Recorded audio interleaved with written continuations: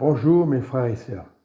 Je parle des Actes des Apôtres, chapitre 10. Je parle de Corneille qui était très religieux. Il y avait à Césarée un homme nommé Corneille, centenier dans la cohorte dite italienne. Cet homme était religieux et craignait Dieu.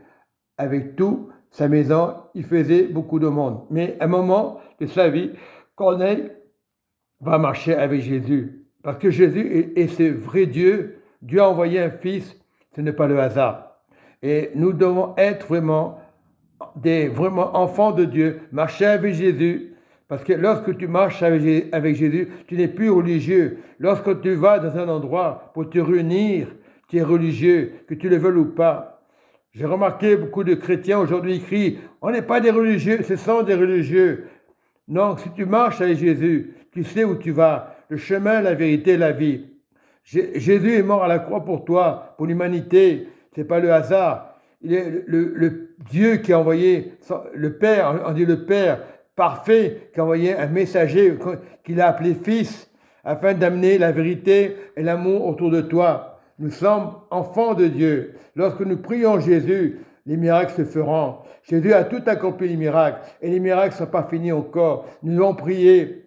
Le diable n'aime pas entendre parler de Jésus, n'aime pas entendre parler des miracles. Beaucoup de religieux sont renfermés.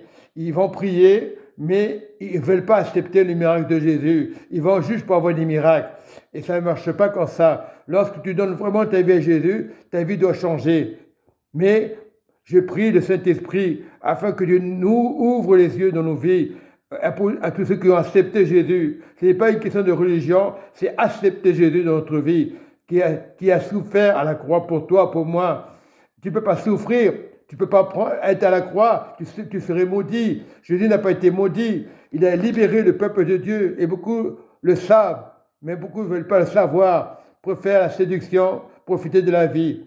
Mais la vie est belle lorsque tu as Jésus. Sois béni mon frère et ma sœur, dans l'amour et la grâce de Dieu. Amen et Amen.